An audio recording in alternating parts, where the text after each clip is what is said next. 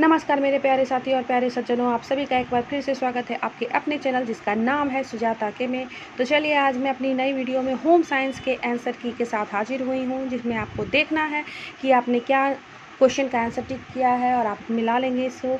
और बहुत दिनों से इस आंसर की डिमांड हो रही थी। बहुत सारी बहनों ने मुझसे कहा कि होम साइंस का पीडीएफ है या होम साइंस का वीडियो है, तो वो मेरे पास था नहीं, पर मैंने बहुत अरेंज करके, बहुत मेहनत करके अपने कुछ दोस्तों से संपर्क किया और उसके बाद जाकर के उन्होंने मुझे ये दिया ताकि मैं अपनी जो सिस्टर्स हैं, जो मेरी भाभियाँ हैं, उनके लिए मैं कुछ अच्छा कर सकूं।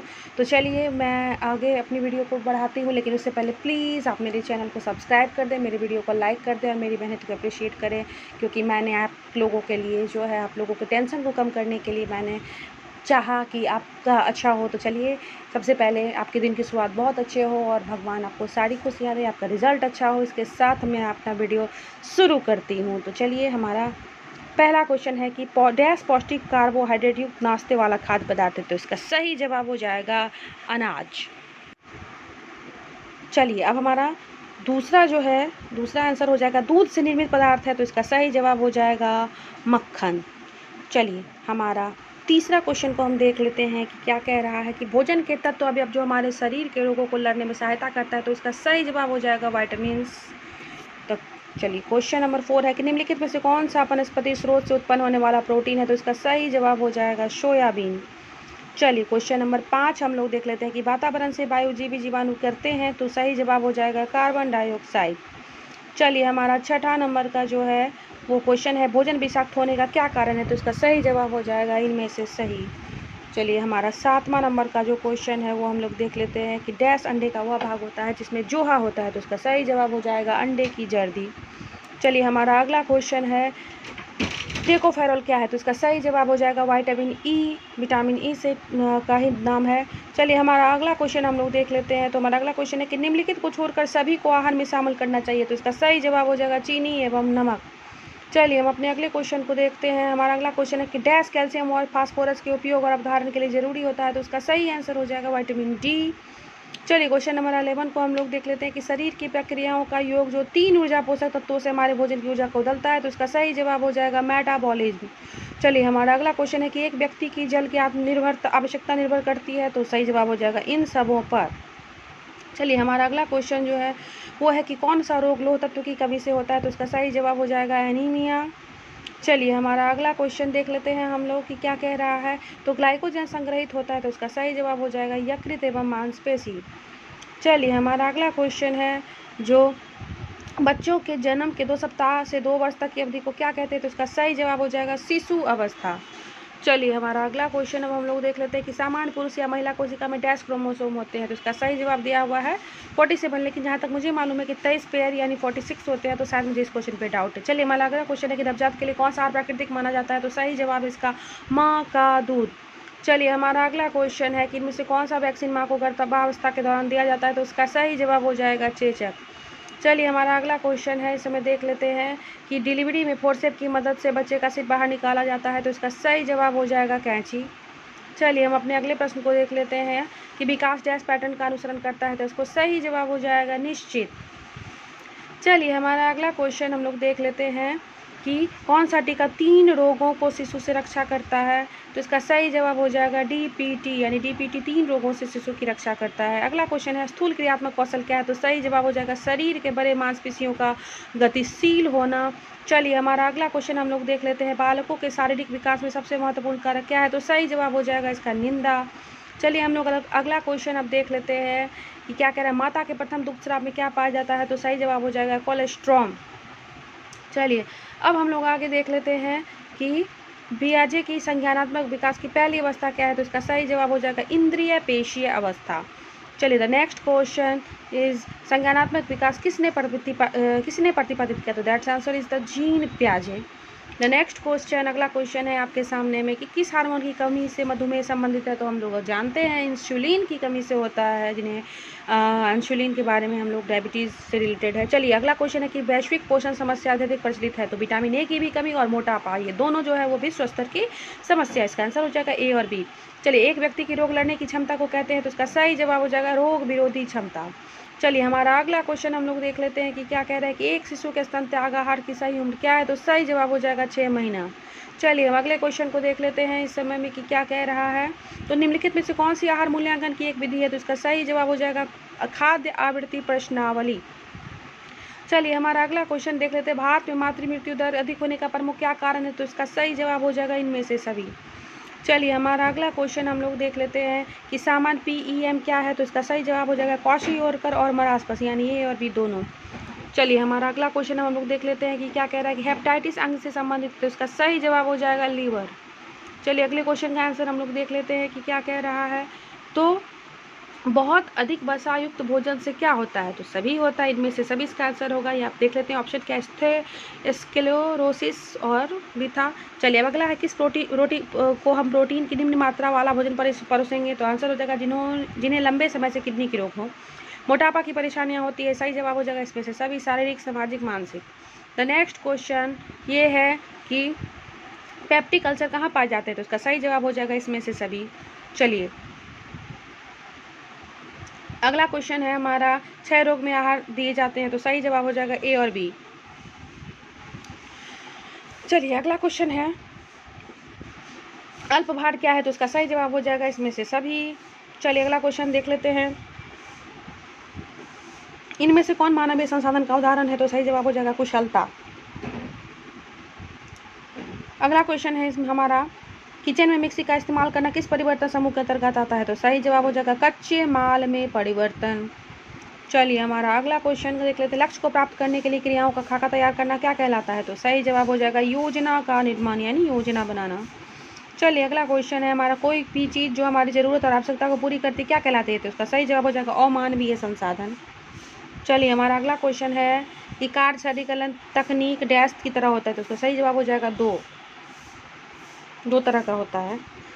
अगला क्वेश्चन है हमारा इनमें से कौन गृहिणी के प्रबंधन से संबंधित जवाबदेही, तो सही जवाब हो जाएगा इसमें से सही, जिसमें घर को खुशहाल बनाना, वित्तीय सुरक्षा के लिए योजना बनाना, परिवार के सभी सदस्यों के स्वास्थ्य का ध्यान रखना। प्रबंध का जड़ किसे माना जाता है, तो सही जवाब होगा निर्माण लेना। मेरे ख्याल से यहाँ निर्णय लेना होना चाहिए, निर्माण लेना नहीं होगा।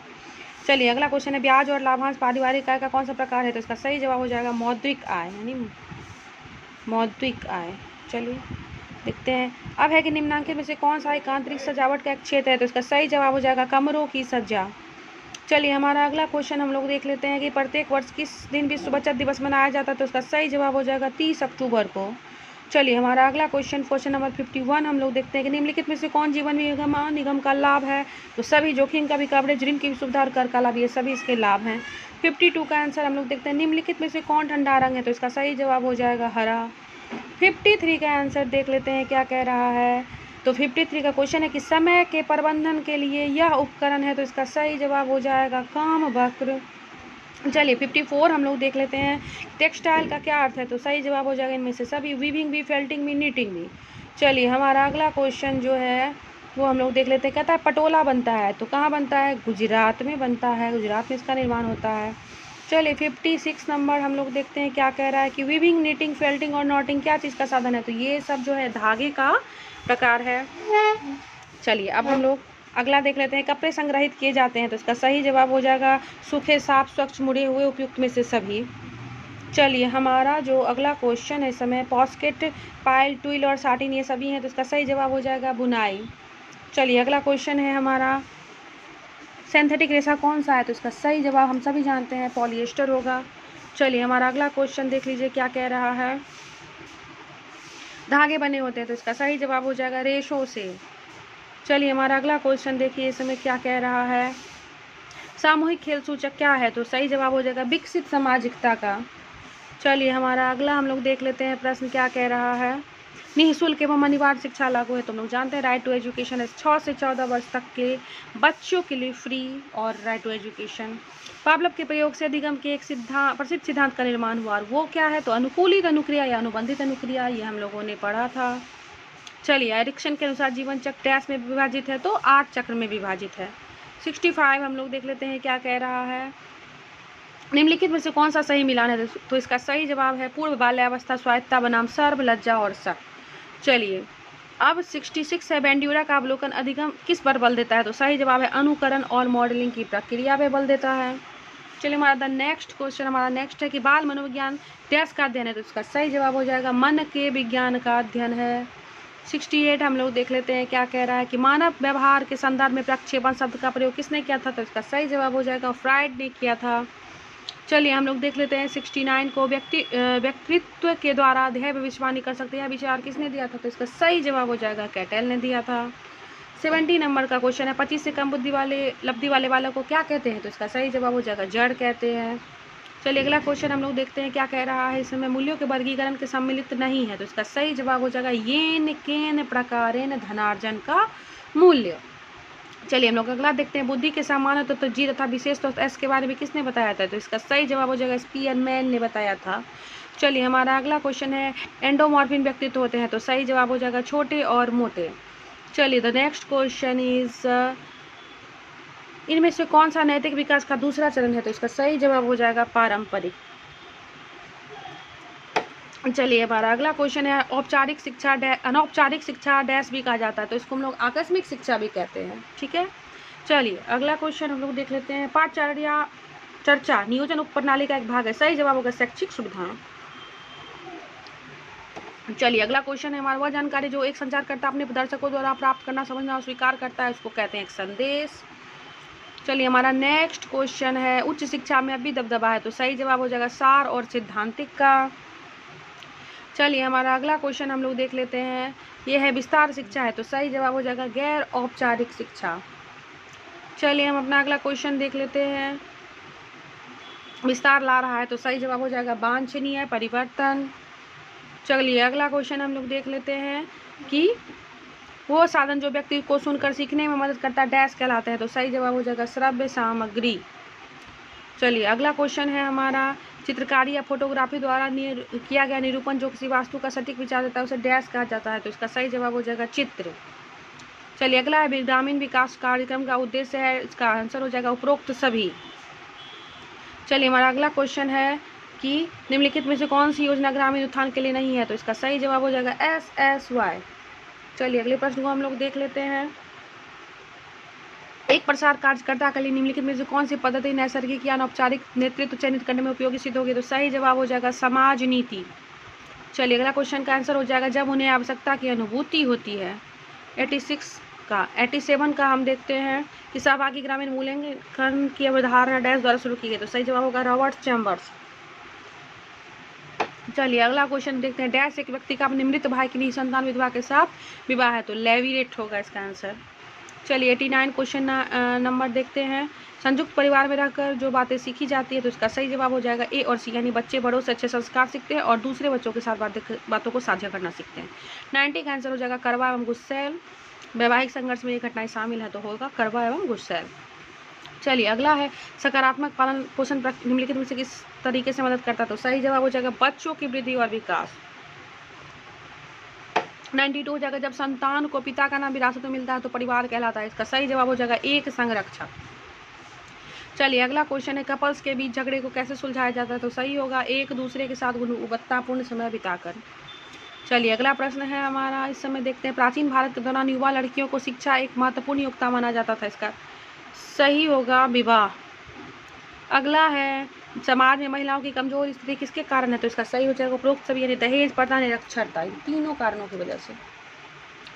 चलिए हमारा अगला है ऐतिहासिक रूप से एक बुजुर्ग की स्थिति किससे संबंधित है, तो सही जवाब हो जाएगा इसका संपत्ति से। चलिए अगला हम लोग देख लेते हैं, कोई मानसिक रूप से बीमार व्यक्ति है यदि वह अवसाद और प्रसन्नता के बीच मूड में उतार चढ़ाव। चलिए अगला क्वेश्चन है हमारा, ये कौन एक मानसिक रोग है, तो सही जवाब हो जाएगा डाउन सिंड्रोम। अब है हमारा अगला क्वेश्चन, मानसिक स्वास्थ्य समस्याओं के इलाज के उपाय है, तो सही जवाब हो जाएगा A और B दोनों। चलिए हमारा अगला क्वेश्चन है, यदि कोई पक्ष पीड़ित है तो माना जाता है उसके पास विवाह संपन्न कराने तो मानसिक क्षमता नहीं, तो सही जवाब हो जाएगा उपरोक्त सभी। अब है अधिगम एक निरंतर प्रक्रिया है, तो इसका सही जवाब आपने देख लिया 102।